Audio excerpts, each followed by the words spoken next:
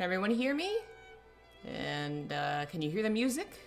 Is it too loud? Too quiet? Please let me know. Welcome to the new stream setup. Let me pull up everything and give y'all a moment to give me some feedback and make sure we're good to go. I don't really guess I need the headphones, though the music's so pretty. The music that's playing is actually from the live action adaptation of this book that we are starting today, which I'm very excited about. If you've not been to a book reading before or been a while, I used to do book readings quite often, and then other projects just got in the way and I didn't get back to it. And then there was a time where I wasn't sure I was going to continue them because the books actually got official translations in English, which, holy cow, I was so excited about. After some time and consideration and the fact that the books have blown out of the water, totally New York Times bestseller, I don't think anything I do is going to affect the sales of these books, so we're going to continue our readings. But we're going to actually start going along with the official translations. So, Scum Villain and Heaven Official's Blessing are both on pause since we are well and ahead of the translations, the official translations for both of those. I think we are at least in book 2 of both. And this is the first books in each series have been released. So since we haven't started the other book, we're going to start it. This is another book by the same author, Mo Dao Zushi, or The Grandmaster of Demonic Cultivation by Mo Shang Tongshu. Short introduction, for those that don't know, it is a Chinese web novel, which means it was originally published chapter by chapter online, and fans for a long time would translate it and make it accessible to folks from English-speaking countries.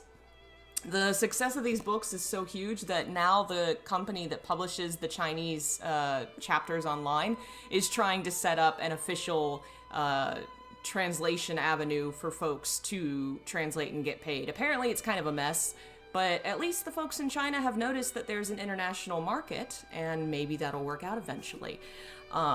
This is a cultivation novel, as it says in the title. There's a lot of fantasy and genre-specific ideas in here that may come up and confuse you. Feel free to ask if you have an issue. There's actually a very nice explanation for a lot of things in the back here that we're not going to read over because that would just probably be way too much all at once, but we will address when needed. And let's look at this lovely picture of the main characters. This is a BL novel, which means boys love. The boys they love. And it is, oh my god, beautiful. The thing that I love about it too is that the people that did the artwork and did the translations were the fans who were already like officially involved with all this. The fans that had translated it for free. The companies sought them out and were like, hey. So that's just, it's really cool seeing people that I've like followed on Twitter just thriving. Here's more art from, oh god, it's so beautiful. Who did the art? Jin Fang did the covers. The bonus illustration was by Moo, M-O-O, who I follow online. They're very great. So, let us continue and begin the story of Grandmaster of Demonic Cultivation. Feel free to pipe up if you are confused about anything. There will be moments I'll probably stop and say, hey, here's what's up. Chapter 1, Reincarnation. Rejoice! Wei Wuxian is dead. It hadn't been a day since the siege of the burial mound, and the news had already flown across the entire cultivation world as if it had sprouted wings. The speed was only comparable to how fast the flames of war had spread back then, if not faster. Suddenly everyone, whether they were prominent clans or rogue cultivators, was discussing the operation of vanquishment that had been led by the 4 great clans and attended by hundreds of sects, both big and small. Fantastic, fantastic indeed. Who was the hero who killed the Yiling patriarch? Who else could it be? Ain't it? Okay, we already have to stop. There's going to be a lot of Chinese phrases and terms that aren't translated because they don't really have good equivalents in English. One of them is shidi. Shidi In this universe, there are clans of like martial arts warriors or cultivation warriors, kind of a combo of magic and martial arts. It's like spiritual magic, spirit energy, you know? And so someone in that clan will refer to another member of the clan as being like a brother to them. Not a literal blood brother, but a brother. Shidi would be a little brother. So they're saying his Shidi, his little brother in the martial arts clan, is the one that attacked him. The reason I'm laughing is because since the translation... Ain't it? I just try to imagine ye old Chinese history. Ain't it? Ain't? I can't believe I'm seeing the word ain't in this. Who else could it be? Ain't it his Shidi? The little sect leader Jiang Cheng.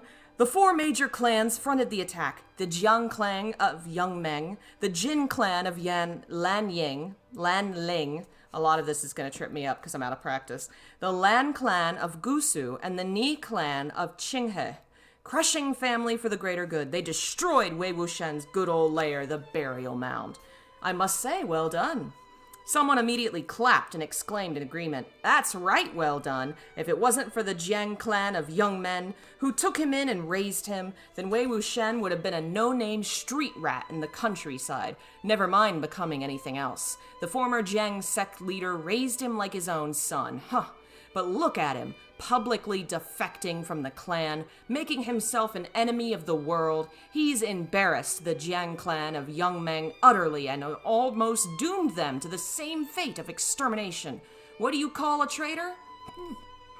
I can't believe Jiang Cheng allowed that guy to run amok for so long. If it were me, I would have stabbed him when he first I wouldn't have stabbed... I am reading wrong because my hair is in the way. Let's see, what's... Ancient Chinese Wild West must have been crazy with the native Xiongnu attack the salon.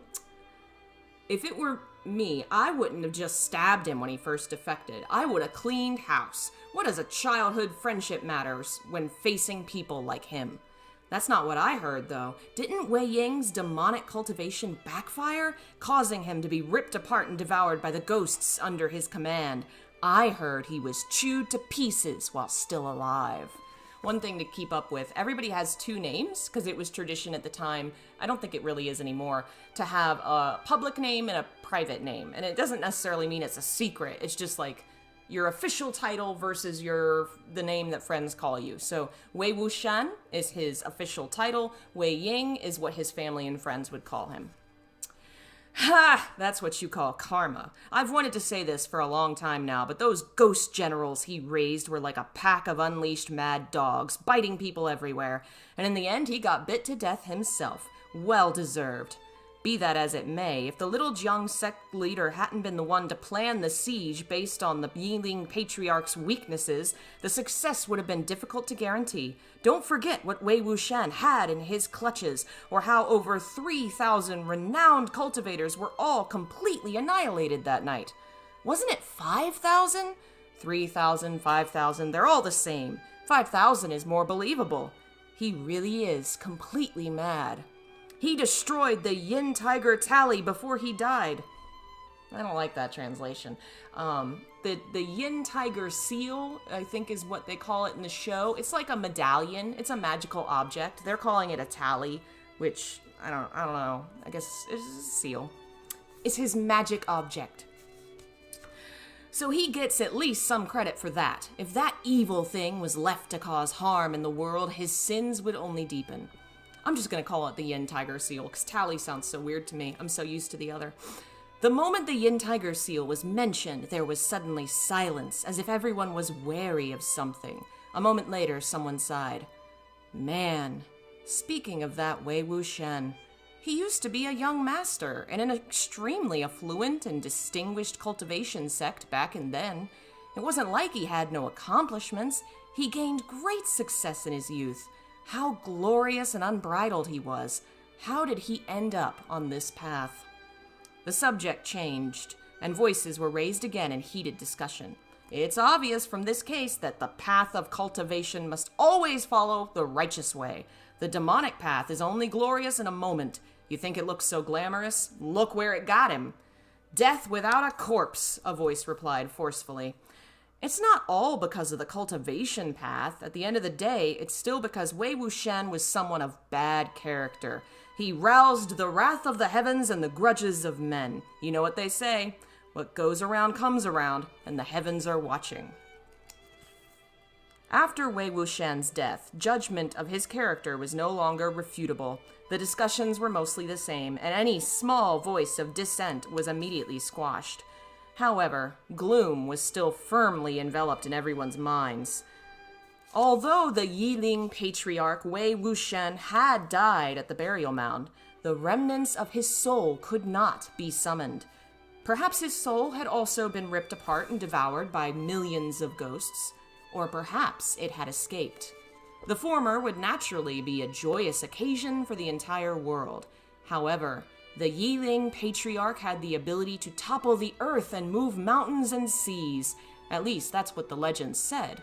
It would be no great task for him to resist soul summoning if he desired it. If his spirit returned in the future, if he took over a body and was reincarnated, then the cultivation world, the entire mortal world in fact, would be cursed to face even greater vengeance, sinking into an endless storm of darkness and blood. And so, when the 120 stone beasts required to seal a mountain were set down at the peak of the burial mound, every major clan began conducting frequent soul-summoning rituals. They strictly monitored for cases of possession, sought far and wide for abnormal occurrences, and heightened their security to the max. In the first year, all was peaceful. In the second year, all was peaceful. In the third year, all was peaceful. In the 13th year, all was still peaceful. Thus, more and more people finally came to believe that perhaps Wei Wuxian had not been that amazing after all. Maybe he really had perished.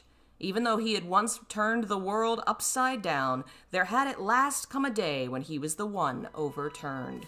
No one could be worshipped on the divine altar forever. Legends were merely legends. That's chapter 1. We'll explain a few things, just in case this is really new to folks. They talk about cultivation and the righteous path versus the dark path, the demonic path. A good way to think of it is Jedi. Dark side, light side. Jedi actually took influence from Taoism and China and this stuff. You know, this is basically pre-Jedi. And he went dark side.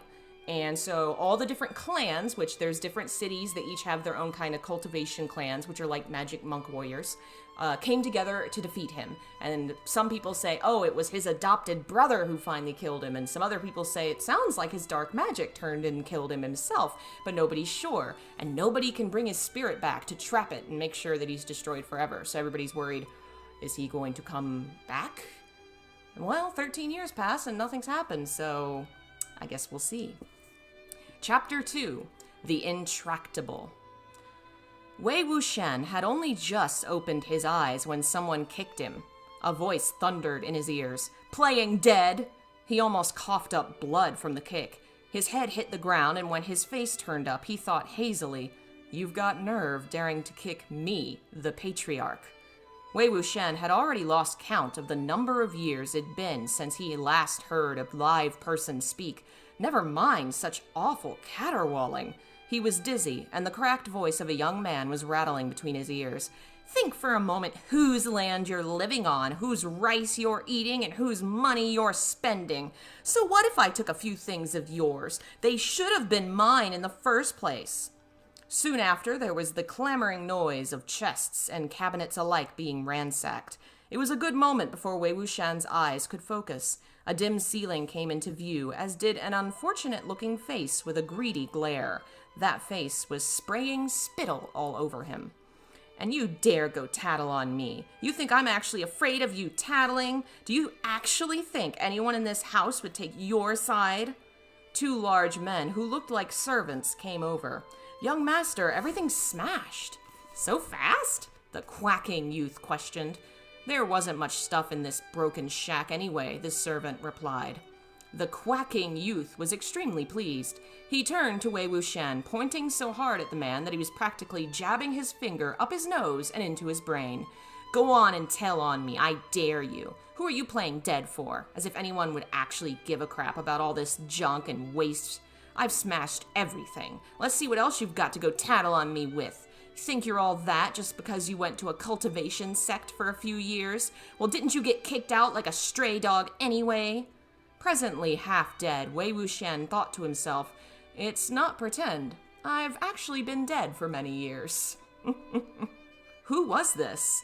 Where was this? When had he ever done something like forcibly possess the body of another? After having kicked the man, ransacked the house, and spent his temper, the quacking youth strutted out the door along with his servants, slamming the door behind him. He ordered in a loud voice, "Keep proper watch. Don't let him come out to embarrass people."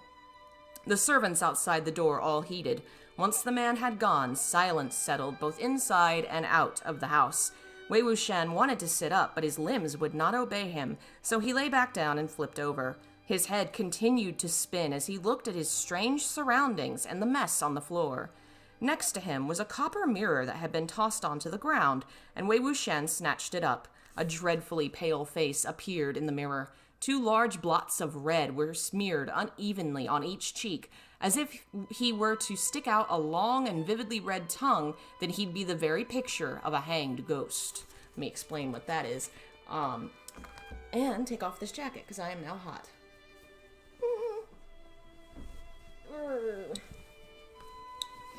A hanged ghost is like a kind of supernatural ghost spirit.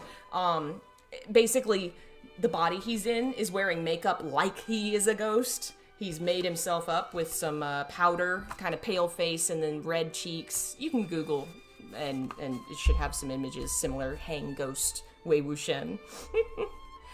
Wei Wuxian tossed the mirror aside, a little disgusted. He wiped his face and found his hands smeared with white powder. Fortunately, it wasn't that his body had been born strange, but rather the penchant of the previous owner, a full-grown man with a face heavily caked in makeup and sloppily applied at that. This shocked some energy back into Wei Wuxian, who was finally able to sit up. Only then did he notice the circle of a spell array beneath him. The array was scarlet and crooked, seemingly hand-drawn using blood as the medium. It was still damp, emitting a metallic stench. There were warped and crazed spells drawn within the array that had been somewhat smudged by his body, but the remaining shapes and characters were gruesome in their evil intent. Wei Wuxian had been called by titles such as the Supreme Evil Lord, the Grandmaster of Demonic Cultivation, and whatnot for years, so naturally he was very familiar with obviously devious arrays such as these. It wasn't that he had robbed anyone of their body, he had been offered one. The nature of this sacrificial ritual was a kind of curse. The caster was to harm themselves with a weapon, making cuts on their body and using their own blood to draw the array and write the spells within. They would then sit in the center of the circle and give up their mortal body to evil spirits, using the annihilation of their soul as the price to summon a nefarious, malicious ghost. This was all done in order to request the fulfillment of a wish. Thus, it was the opposite of possession. While both were forbidden magics of ill repute, the difference was that the former was much less popular than the latter. After all, few wishes were so strongly desired to make someone willingly sacrifice everything they had. This was why the technique had been nearly lost after centuries of disuse. The examples recorded in ancient books had only a handful of cases that were backed by reliable evidence, and every single one of them had been for revenge. Every malicious ghost summoned by the ritual had fulfilled the caster's wishes perfectly, in cruel and bloody ways. Wei Wuxian refused to accept this. Since when was he categorized as a nefarious, malicious ghost? While he'd had a fairly poor reputation and died an extremely tragic death, he didn't haunt the living, for one, and he'd never sought vengeance, for two. He could swear there was not a single wandering ghost in the world who was more decent and honest than he. But the tough thing was, the sacrificial ritual followed the will of the caster first and foremost.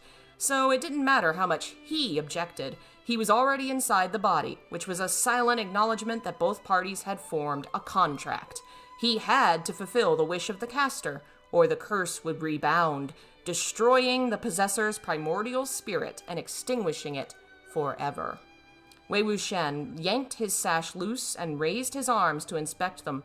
Sure enough, both of his wrists had been slashed with a sharp tool, leaving them covered in crisscrossing lacerations. The bleeding had already stopped, but Wei Wuxian knew these were not normal injuries. If he didn't fulfill the caster's wish, then these wounds would be unable to heal, and they would worsen the longer this dragged on. If the deadline for fulfillment was missed, then he who had accepted this vessel would be ripped apart in both body and soul alike. There's actually pictures in the book, and I should have thought to put them in the stream. I'll do that next time, but there's some lovely drawings of the scene where he wakes up in the middle of the array. He triple-checked that there was no mistake and cried, "This is ridiculous!" mentally 10 times before finally rising to his feet with difficulty, supporting himself against the wall. This house certainly was big, but it was empty and shabby. The bedding was emitting a sour smell. Who knew how many days had gone by since it was last changed? There was a bamboo basket for trash in the corner that had been kicked over earlier, and both trash and waste paper were strewn across the floor. Wei Wuxian noticed there seemed to be ink marks on the crumpled paper, so he picked up one in passing. He opened it to take a look, and sure enough, it was covered in words. He quickly went around to collect all the balls of paper. These were probably written by the owner of this body to vent his frustrations. Some of the sentences were incoherent and disordered, but the anxiety and nervousness were abundantly clear. Wei Wuxian patiently examined each sheet, and the more he looked, the more he felt something was amiss. Bob or Batman? That's Bob. Hey, BB. You're so handsome. Batman is very small. They're so small they can't wander the house by themselves yet because they will get behind the fridge or lost and... Anyway, so much stress. We got a playpen for them. Right now they're sleeping in my room. But at the end of the stream I can go get them and we can say hello. Through some guesswork, he figured out a few things. First, the owner of this body was named Mo Xuanyu. I think it's Xuan. X is like a SH sound. There's actually a thing in the back that helps you pronounce everything. So I'm going to check this one. Aha. Where's the... I thought there was a... Where's the part that says how to say stuff? I know, the other book had a pronunciation guide. Does this one not have one? Oh no! Or maybe I just can't find it. Name guide. Okay, that's not pronunciation. Here we go, pronunciation guide. Oh, it's only the main characters. Oh no! Okay, I'm pretty sure this is Xuanyu. Mo Xuanyu, and this place was called the Mo Estate. I should probably also say that last names go first. You probably know that, but just a reminder. Mo Xuanyu's grandfather on his mother's side was from a rich family in the area. The family wasn't large, and the man was not fated for a son. After years of trying, he still only had 2 daughters. The name of the second daughter wasn't mentioned, but either way, the eldest daughter was born of the lawful wife. Thus, they were looking for a husband to marry into the family name. Although the second daughter was exceptional in appearance, she was born of a servant, which was why the Mo family had originally planned to marry her out without giving much thought to the groom. Who would have thought she was fated for a fortuitous encounter? When she was 16, the head of a prominent clan was passing by and fell in love with her at first sight. The two made the Mo Manor the site of their rendezvous, and a year later, the second daughter gave birth to a son, Mo Xuanyu. The inhabitants of the Mo estate would normally have held such an event in contempt, but people at the time worshipped cultivators. In the eyes of the mundane folk, cultivation clans that pursued immortality were loved by the heavens, mysterious and noble. Furthermore, the prominent clan leader would financially support the new branch family of his every so often. So naturally, these circumstances were special. Not only did the Mo family consider it an honor, but others were extremely envious too. Hey. Hello.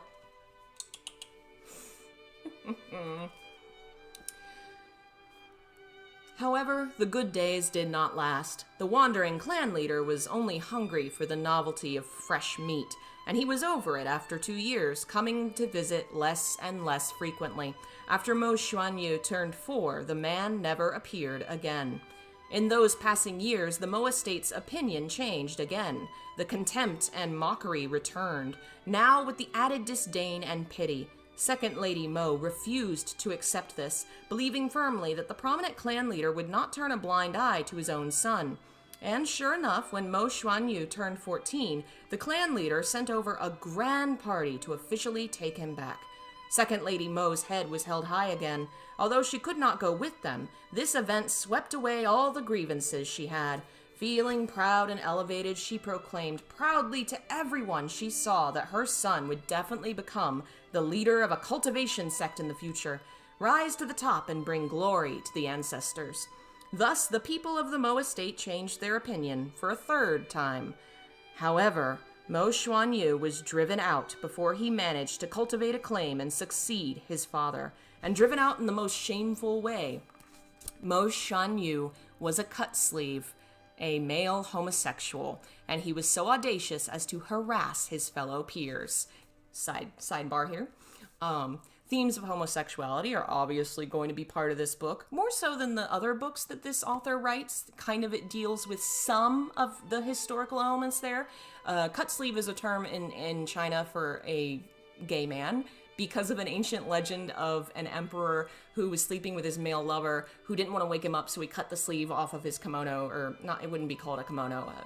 He cut his sleeve off so that he could leave without waking his lover, and so that's now the term for a gay person. And so Mo Xuanyu was harassed for being a homosexual. There's more to the story, of course, but that's what the paper, that's the impression that Wei Wuxian gets. With this scandal exposed, and the fact that he possessed only average talent and no real achievement in cultivation, the sect had no reason to keep him. Adding frost to snow, something had upset Mo Xuanyu. When he returned home, it was as a madman. His mental state had been upended, as if he had been scared silly. Having read to this point, Wei Wuxian's brow twitched a couple times. The cut sleeve matter aside, the man was a lunatic. No wonder he'd smeared enough powder on his face to look like a hanged ghost. No wonder no one thought it strange there was such a large bloody spell array on the ground. Mo Xuanyu could probably smear blood all over the house, from the floor tiles up the walls and to the ceiling, and no one would think it weird. Everyone knew he was crazy. After Mo Xuanyu returned home, he was bombarded with ridicule. This time, it seemed, the situation was unsalvageable. Unable to take this blow, Second Lady Mo was choked to death by her own unappeased outrage. Choked to death, she passed away. It doesn't literally mean she Hey, Liz! At this time, Mo Xuanyu's grandfather had already passed, and the one managing the household was First Lady Mo. This Madame Mo had never been able to stand her little sister, and she scorned that sister's bastard son. She had a single son herself by the name of Mo Z's are hard. Shi Yuan, I believe it is. Mo Shi Yuan. I am going to struggle with this. The one who had just ransacked Mo Xuanyu's house. When Mo Xuanyu first left with such impressive fanfare, First Lady Mo had felt they now possessed something of a family tie to a prominent cultivation sect, and hoped the cultivator and envoys would bring Mo Shi Yuan with them. Of course, she had been rejected, or rather, ignored. Duh, this wasn't like selling cabbages in the markets, buy one, get one free. Who knew where this family got its confidence? But they all possessed a bizarre idea. They firmly believed that why is this so hard? Si Yuan had potential, that he had talent, and that if he were the one who'd gone with the cultivators, then he would have been recognized for his worth for sure, unlike his failure of a cousin. Although Mo Shiyuan had been young when Mo Xuanyu left, he had been repeatedly indoctrinated to believe this nonsense without a doubt. Thus, he caught Mo Xuanyu every other day to humiliate him, cursing him for having robbed him of his path to cultivation. Yet he remained enamored with the talismans, the pills, the little spiritual devices that had been brought back from the cultivation sect, and would take them all for himself, breaking them as he willed. While Mo Xuanyu was often in the throes of madness, he knew when he was being humiliated. He tried his best to endure it time and time again, but Mo Shiyuan's behavior only worsened, practically emptying the entire house. At last, Mo Xuanyu had had enough. He finally stammered a complaint to his aunt and uncle, which was why Mo Shiyuan had come knocking today looking for trouble. The words on the paper were tiny and cramped. Wei Wuxian's eyes were sore from reading all this, and he thought to himself, what kind of hellish life was he fucking living? No wonder Mo Xuanyu had preferred to end it, offering his body to summon malicious ghosts and avenge himself. After his eyes started feeling better, it became his head's turn to ache. Technically, the caster of the array had to mentally recite their wish. As the evil spirit was summoned, as the evil spirit summoned, referring to Wei Wuxian should have been able to hear the details of his request. However, this forbidden magic had probably been copied secretly off a book with missing pages. It was incomplete, and Mo Xuanyu had missed that step. Although Wei Wuxian could guess he most likely sought vengeance against the Mo family. But how exactly did he want it done? To what extent? Take back what was taken, beat up the family, or wipe them out entirely? It was most likely wiping out the family, huh? After all, anyone who had been in the cultivation world would know the words most often used to describe Wei Wuxian. Treacherous, mad. Was there anyone who better fit the description of fiendish? Since the man had dared to summon him by name, his wish was definitely not something easily granted. Wei Wuxian said helplessly, "You've got the wrong person." At first, he wanted to wash his face and gaze with reverence upon the dead countenance that had once belonged to its former owner. However, there was no water inside the house, not even drinking water. What's more, Wei Wuxian figured the only container around was for lavatory purposes and not washing up. He tried pushing the door, but it was barred from the outside, probably to prevent him from running amok. There was not a single thing that could allow him the slightest bit of joy in being reincarnated. He might as well meditate for a while and get used to the new body. An entire day passed this way. When he opened his eyes once more, there was sunlight seeping into the house through the cracks of the window. Although he could get up and walk, his head was still spinning, and it didn't appear to be getting better. Wei Wuxian was puzzled. This Mo Xuanyu's cultivated power is so minuscule it might be completely overlooked. There's no reason why I can't manipulate this body, so why is it so difficult to use? It wasn't until a strange sound from his stomach that he realized it had nothing to do with spiritual power. It was simply that this body, not trained for fasting, was hungry. If he delayed seeking food any longer, he might become the first malicious ghost in history to die of hunger immediately after being summoned. Wei Wuxian took a deep breath and raised his foot. But just as he was about to kick the door open, there was suddenly the sound of footfalls on the other side drawing near. Someone gave the door a kick, which was followed by an annoyed call. "Meal time!" Speaking of annoyed calls, while those were the words, it didn't appear the door was going to open at all. Wei Wuxian looked down just in time to see a small bowl be heavily set down before a small slat at the bottom of the door. The servant outside then added, "Hurry up, what's the holdup? Put the bowl out when you're done." The slat was smaller than a dog flap, not large enough to allow people to go in and out, but bowls could be passed through. There were 2 dishes and 1 bowl of rice that looked awfully disgusting. Wei Wuxian bitterly stirred the chopsticks that were stabbed into the rice. The Yingling patriarch had returned to life, only to be kicked down and yelled at. The first meal to welcome him back was cold leftovers. Who would believe him if he told them? What had happened to his bloody reign, his absolute massacres, his unadulterated annihilation of the sects?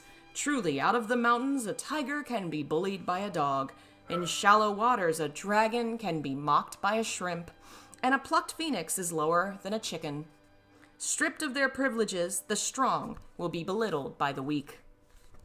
Just then, the voice of the servant outside the door was heard once more, but this time it was a laugh that sounded as if it came from a completely different person.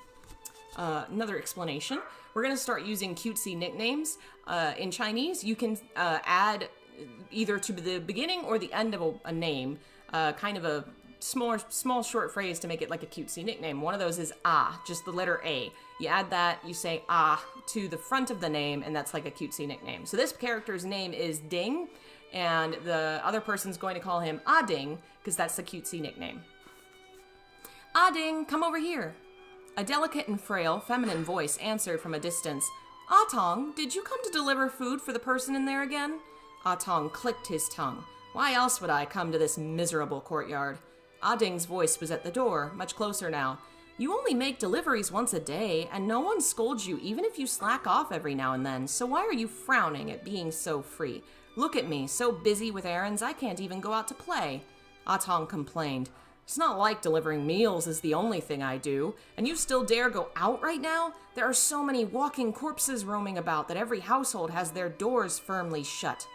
Wei Wuxian was crouched down by the door, pushing around the contents of the bowl in his hand with 2 chopsticks of different lengths, listening as he ate.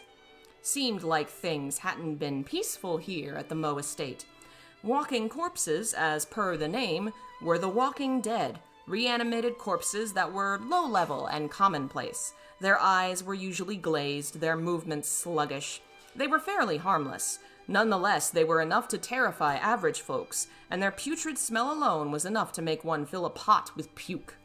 However, to Wei Wuxian, they were the easiest to manipulate and the most obedient of puppets. In fact, it even felt somewhat endearing to suddenly hear about them. I love this. He hears about people are being hounded by zombies, and he's like, aw, zombies. Ah Tong appeared to have winked. You have to take me along if you want to go out so I can protect you. Oh, that's the guy. I got confused for a minute. You have to take me along so I can protect you. Ah Ding cut him off dismissively. You protect me, please. Can you actually fight those creatures off? If I can't fight them off, no one can, Ah Tong grumbled. Ah Ding laughed. How do you know if other people can't fight them off? Let me tell you, delegates from a cultivation sect have already arrived at our Mo Manor today. I hear they're from an incredibly prominent clan. The madam is receiving them in the main hall right this minute. Everyone in town has gathered to watch. They're all so curious. You hear that noise? They might order me around again in a bit. I don't have time to play with you. Wei Wuxian listened intently. Sure enough, there was the faint sound of commotion. After a moment's contemplation, he got up and kicked the bar, locking the door, which broke with a crack. The 2 servants, flirting with each other, screamed in surprise when the door was suddenly flung open. Wei Wuxian tossed the bowl and chopsticks aside as he stalked out, but the sunlight blinded him. The glare also caused a small, pinching pain on his skin, so he raised his hands to his brows and closed his eyes for a moment. Ah Tong had screamed louder than Ah Ding a moment ago, but when he looked closer, he realized it was the lunatic everyone could bully. His courage returned. Feeling he must regain the dignity he'd just lost, he jumped over and waved, shooing Wei Wuxian like one would a dog. He yelled, "Get out of here! Shoo! Go back in! What are you doing outside?" Not even beggars or flies could have received more unsightly treatment. This was probably how these servants had treated Mo Shan-yu in the past, and they grew ever more impertinent when he didn't retaliate. Wei Wuxian gave Ah Tong a light kick, sending him tumbling, and laughed. Who are you trying to intimidate, huh? With that, he headed east, following the noise. Both the East Hall and the East Courtyard were crowded with people, and just as Wei Wuxian stepped into the yard, he heard a woman whose voice rose louder than the others. We have a junior at home who already has an affinity for cultivation. This must have been Madame Mo, who was trying to build connections with cultivation clans again. Wei Wuxian didn't bother waiting for her to finish before he languidly squeezed through the crowd, entering the main hall. He waved enthusiastically. Here! Here! Over here! In the main seat of the hall sat a middle-aged woman, well-maintained and sumptuously dressed. This was Madame Mo. The one sitting below her was her husband, who had married into the family, and across from him were several white-clad youths with swords on their backs. When a disheveled, unkempt weirdo suddenly emerged from the crowd, conversation came to an abrupt halt. So this would be like an open dining area, and you kneel on the floor to eat, and when they say the husband's below her, there's like she's higher up on a pedestal because she's technically born into the family, has higher status, even though in this case she's female. Since she's connected to the bloodline, she sits higher. Alright. However, Wei Wuxian seemed to take no notice of the frozen atmosphere. He said unabashedly, "Who called me just now? The one with an affinity for cultivation, isn't that me?" There was too much powder on his face, and it cracked when he smiled, flaking as it fluttered off. One of the white-clad youths snorted, almost laughing out loud, but he restrained himself when another youth, who appeared to be the leader of the bunch, shot him a disapproving look. Wei Wuxian snuck a glimpse at them and was somewhat taken aback. At first, he had thought an incredibly prominent clan was but the exaggerated praise of an unlearned servant. But the people here really were cultivation disciples worth the name. Who would have thought? Graceful sleeved and light, airily slashed, these youths were exceptionally pleasing to the eyes, transcendent and poised. Judging by their uniforms alone, it was obvious they came from the Lan clan of Gusu. They were disciples with blood ties to the Lan family as well, since every single one of them had a 2-centimeter wide white ribbon patterned with rolling clouds tied around their foreheads. Elegance and righteousness was the motto of the Lan clan of Gusu, and this forehead ribbon symbolized self-restraint. The rolling clouds were the Lan family's insignia, and guest cultivators or sect disciples of outside families affiliated with the prominent clan were only allowed to wear ribbons without the pattern. Wei Wuxian always cringed every time he spotted someone from the Lan family. He'd often complained under his breath in his previous life that their uniforms looked like funeral clothes, so he knew he wasn't mistaken now. The funeral clothes thing, in China you would wear white at a funeral, and so they all wear white all the time, so it looks like they're all going to a funeral.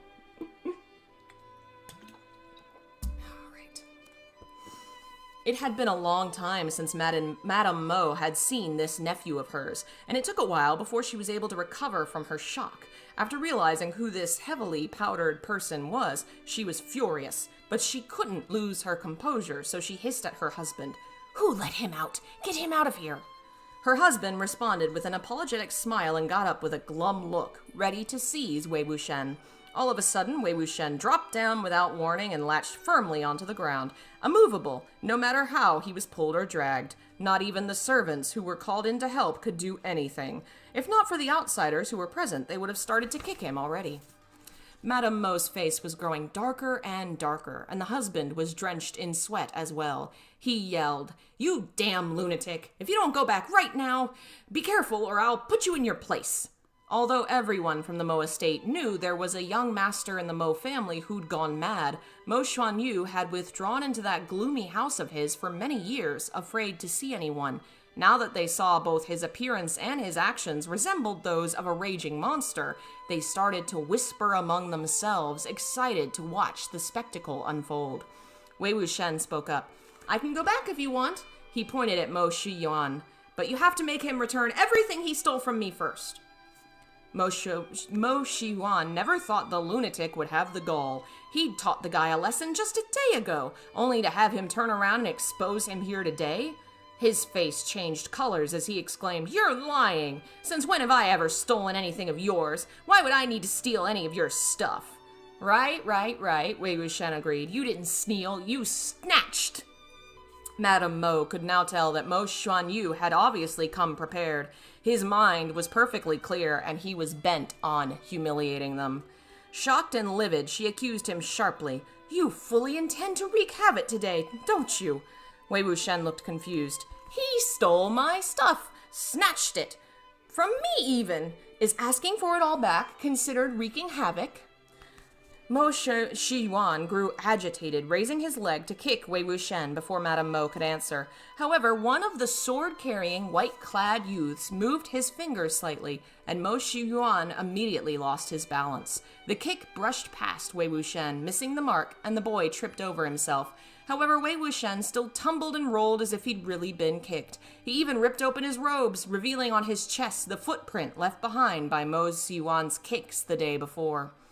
The villagers of the Mo estate were enjoying the show immensely. Excitement filled the crowd. There was no way Mo Xuanyu could have kicked himself to create a footprint, and no matter what, he was still a member of the family. What a vicious household. The boy hadn't been this crazy when he first returned, so it was probably the family's doing. Either way, it wasn't like they were the ones being beaten, so as long as there was a show to watch, all the better. The spectacle was truly more interesting than the arrival of the cultivators. This all ties so very well into the themes of the story. You'll see more and more it gets a lot to be about like the crowd mentality. With so many eyes watching, the youth couldn't be beaten and he couldn't be kicked out. Madame Mo had no choice but to forcibly smooth the whole debacle over with fury thick in her throat. She said impassively, "What steal? What snatch?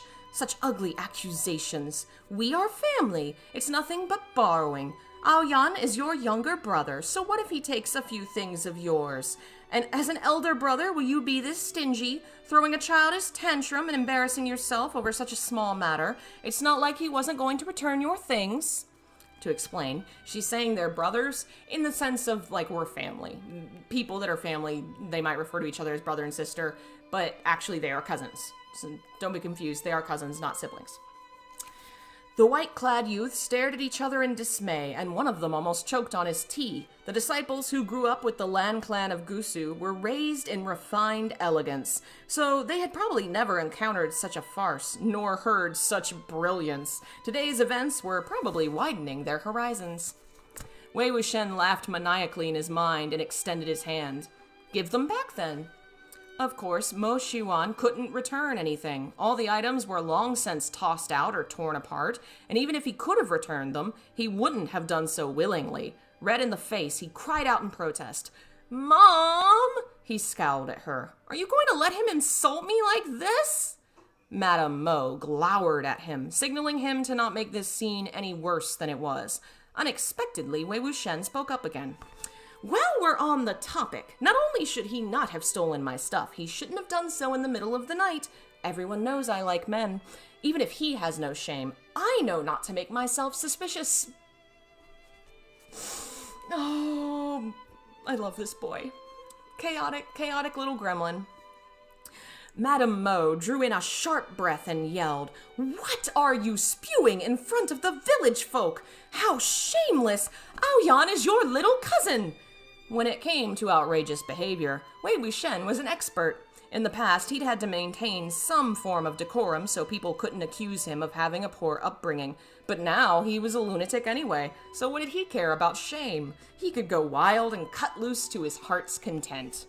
He stiffened his neck and said outright, "He knew he was my little cousin, but he didn't observe propriety and keep his distance, so who's the more shameless one here? I don't care if you don't care about your reputation, but I still care about mine. I still gotta find myself a good man!" Mo Xiuan roared, raising a chair to hurl it Wei Wuxian's way. Seeing he'd finally snapped, Wei Wuxian quickly scrambled up to go hide. The chair broke into pieces upon impact with the ground. The spectators crowding in and out of the East Hall were waiting with unconcealed delight to watch the Mo family be disgraced. But they all quickly dispersed once things got violent, afraid they might be injured. Wei Wuxian ducked towards the youths from the Lan clan, who were completely dumbfounded by what was unfolding, crying as he did so. You see? He's hitting me even though he stole my stuff. How heartless!" Mo Xiuan chased him over, ready to lunge, but the leader of the youths stopped him. Gongxi, we can talk this out." Gongxi is like a gentleman. It's a polite way of referring to someone. Seeing that the youth intended to protect the lunatic, Madame Mo grew apprehensive. She forced a smile. "This young man here is my younger sister's son. He's a little unstable here. Everyone at the Mo estate knows he's crazy. He always says strange things, so don't take him seriously. Esteemed cultivators, you mustn't." Before she could finish, Wei Wuxian poked his head out from behind the youth. "Who said I can't be taken seriously? From now on, if anyone tries to steal my stuff, I'm gonna chop off an arm for every time they do. Just try me." Mo Xiuan was held back by his father at first, but when he heard this, his anger flared up again. Wei Wuxian darted out the door like a fish, taunting him with a la la la as he went. The youth quickly blocked the door right after and changed the topic, assuming a serious face to talk business. Then we will be borrowing your esteemed West Courtyard for tonight. Please remember what I said earlier. Lock all doors and shut all windows tight after dusk. Do not come out for any activities, especially not near the West Courtyard." Madame Mo was shaking with rage, but it wouldn't have been courteous to push the youth aside, despite him blocking her. "Lola, stop barking at people walking." She could only reply, yes, thank you." Mo Xiuan was in a state of disbelief. "Mom!" He was barking. Lola! Hey, why don't you come here? Lola? Lola, you know Barky. Shut your mouth! Madame Mo cut him off sharply. Can you not wait until we're back inside? Mo Shiyuan had never suffered such a wrong before, nor had he ever been humiliated this way. He'd especially never been scolded by his mother like this. He cried furiously, "That lunatic is dead!" After Wei Wuxian was done letting loose, he went out the main entrance of the manor and strolled around the Mo estate to show his face, scaring numerous passerbys and enjoying himself while he was at it. He began to understand the joy of being a madman, and was even starting to be pleased with the ghost makeup, not wanting to wash it off. It's not like there's water around anyway, so I'll let it be. He fixed his hair and glanced at his wrist. There was no indication the cuts were fading or healing at all, which meant the trifling revenge of venting anger on Mo Xuanyu's behalf was far from enough. He'd tried to humiliate them publicly, hoping that that would be the revenge required by the curse. Fortunately, it wasn't. Lola! Oh yeah, this family always sucked. This family's awful. Did he really have to slaughter the entire Mo family? To be honest, it wouldn't have been anything difficult to do. Wei Wuxian pondered this as he sauntered back to the Mo Manor. As he snuck past the west courtyard with small, quick steps, he noticed the land disciples on top of the rooftop and wall eaves, gathered in somber discussion. He snuck back again with those small, quick steps and looked up, watching intently. While the Lan clan of Gusu, or maybe it's Lan, I'm not sure. While the Lan clan of Gusu was a major part of the coalition that had come to besiege him in the past, these juniors hadn't been born at the time, or if they had, they would have only been a few years old, so that event had nothing to do with them. Wei Wuxian stood there and observed, wanting to see how they planned on handling the situation. As he looked on, he suddenly felt something amiss. Why did those black flags being flown on the rooftops and wall eaves look so familiar? The flag was called a spirit attraction flag. If it was stuck on a living person, then it would attract every dark spirit, every vengeful ghost, every fierce corpse, and all such manner of evil to attack said person. Since wearing a flag was akin to becoming a live target, the flag was called a target flag. It could also be stuck on buildings, but said buildings had to have the living within them, and with the range of the target would increase to include all the people within the building. Since yin energy swirled around the area where these flags were planted like a black whirlwind, they were also known as Black Wind Flags. These youths were setting up the flag formation and had told others not to go near, so they had to intend to lure the walking corpses here and capture them all at once. As for why the flags looked familiar, how could they not? The creator of the Spirit Attraction flag was this very Yiling Patriarch! It appeared that despite how the cultivation world had demanded Wei Wuxian's demise, they nevertheless had no qualms about making use of his inventions. One of the disciples on the rooftop noticed him watching and chided him. "Go back, this is not a place where you should be." Though he was being ordered to shoo, it was done with good intentions, and the tone of voice employed was also different from that of the Mo servants. While the youth was off his guard, Wei Wuxian hopped up and plucked a flag. Greatly alarmed, the disciple jumped down the wall to chase after him. "Don't touch that, it's not for you!" Wei Wuxian hollered as he ran, looking completely like a lunatic.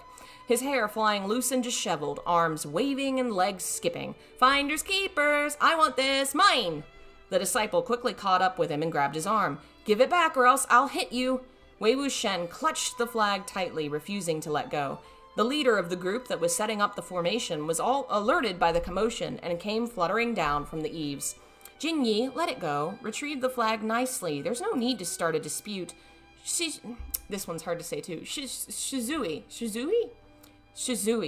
I think. I'm probably wrong. I will have to find a pronunciation guide online. "I didn't hit him for real," Lan Jingyi complained. "Look at him, he's messing up the formation." During their push and pull, Wei Wuxian swiftly finished inspecting the Spirit Attraction flag.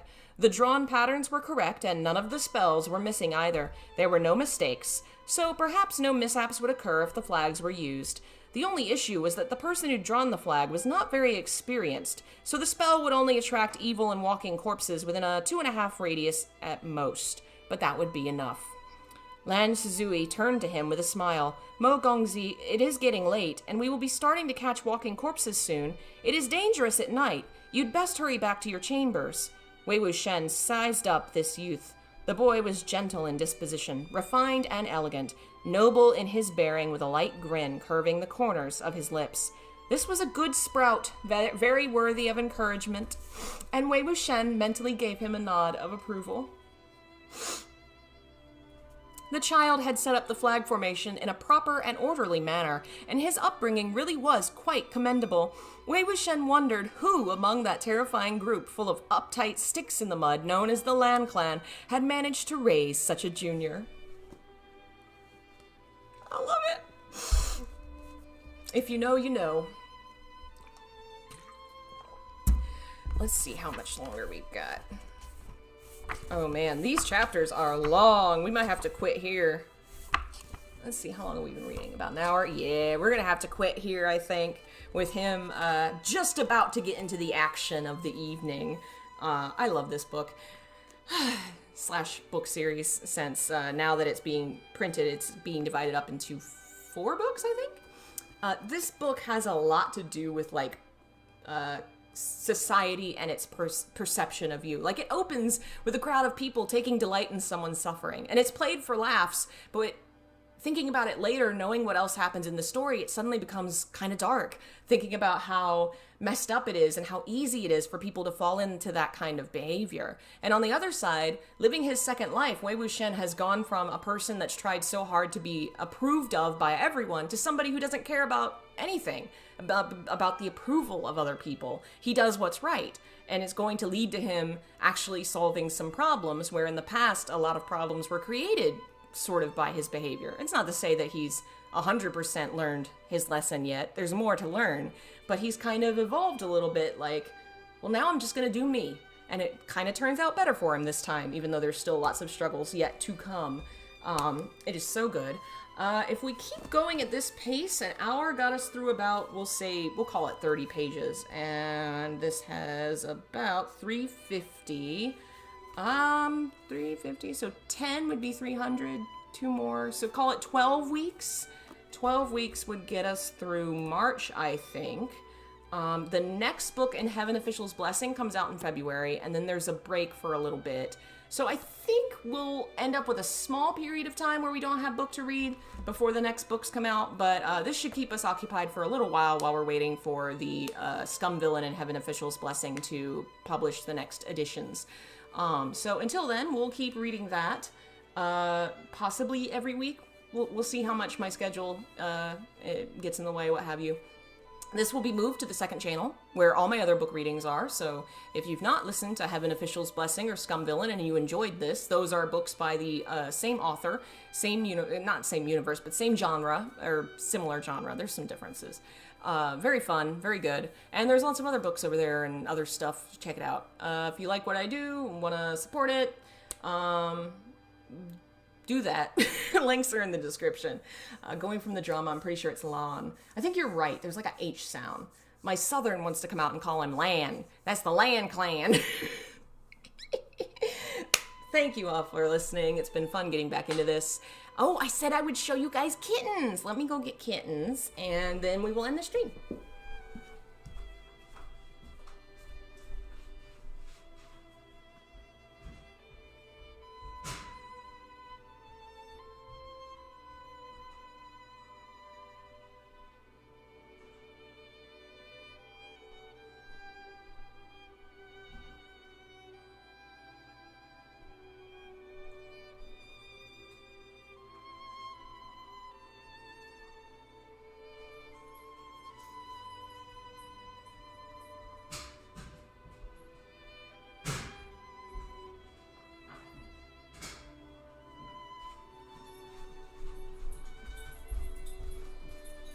Here are the babies. And Lola is here with us because Lola loves the babies. They are her children. Last night, Alfred here actually escaped and got through the baby gate and upstairs, and the only reason I found out was because Lola noticed and made it upset and got upset about it. It was really funny. These two are sleepy because I just woke them up. Yes, Lola, yes, these are your babies. I know, I know, I know. She's sniffing them like, oh, is he my babies? Is he my babies? It's funny. Alfred really wants to play with Lola and gets fierce with her. Batman doesn't want to play, but will let Lola lick her, pick her up, do anything. Just don't play with me. I'm just gonna lay here and you can do whatever you want. You guys want to play? Alfred loves play. Alfred's very playful. Yeah. You want to play, Alfred? Say, I don't know. I'm still sleepy. Still sleepy. Oh, bless you, Batman. Bless you. Lola, why you gotta bathe the baby? The baby doesn't want that. Oh, yes. Yes, hello. Yes. Lola loves the babies. Bob is terrified of the babies. Bob is staring at us in his box. He's afraid. And Gandalf's warming up. Gandalf's getting better. Doesn't really want to play, but will be in the same room as them. Will exist near them. I think Gandalf, with time, is going to adjust to them very well. Bob, it may be a while. One of these days, I'll do an actual just kitten stream where I don't just show up for 5 minutes with kittens. We can, like, play with the babies in the playroom. Yeah? Does that sound good? Batman loves this. I don't know why he wants to sit underneath your chin, but he does. Always. Let's get close. You say bye, Batman? Bye, Alfred? You say bye? Say bye-bye. Thanks for joining us. Bye-bye.